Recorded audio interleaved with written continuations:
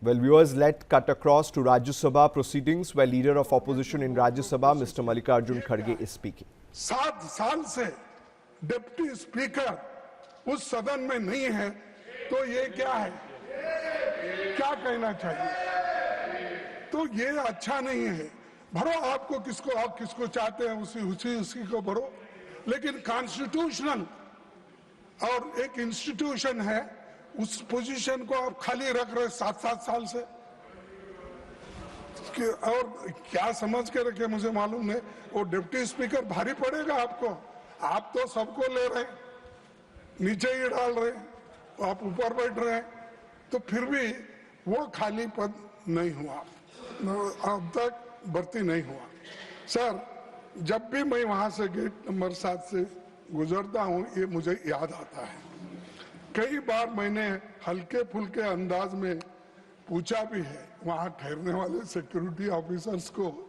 मैं कभी मजाक में ये पूछा, भाई ये कक्ष कब खुलेगा? क्या हमें कुलजा सिमसम कहना पड़ेगा? क्योंकि वो दरवाजा खुलता ही नहीं, इसीलिए कभी ये कहना पड़ेगा। ये मैंने उनसे पूछा। साहब वो बहुत दिन से बंद है, हम तो रिटायर हो गए और एक दूसरे भी आए, लेकिन ये ताला लगा हुआ ही है।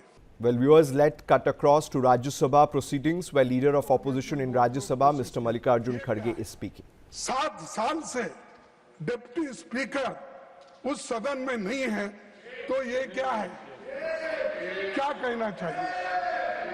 तो ये अच्छा नहीं है। भरो आपको किसको चाहते हैं उसी को भरो, लेकिन कॉन्स्टिट्यूशनल और एक इंस्टीट्यूशन है, उस पोजीशन को आप खाली रख रहे 7 साल से। और क्या समझ के रखे मुझे मालूम नहीं। वो डिप्टी स्पीकर भारी पड़ेगा आपको।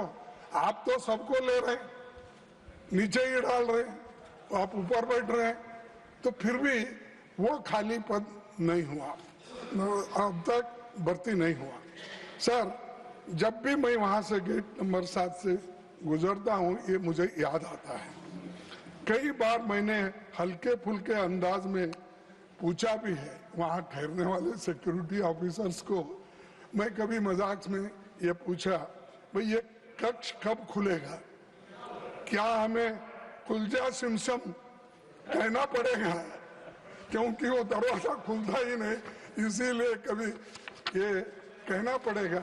ये मैंने उनसे पूछा। साहब वो बहुत दिन से बंद है, हम तो रिटायर हो गए और एक दूसरे भी आए, लेकिन ये ताला लगा हुआ ही है।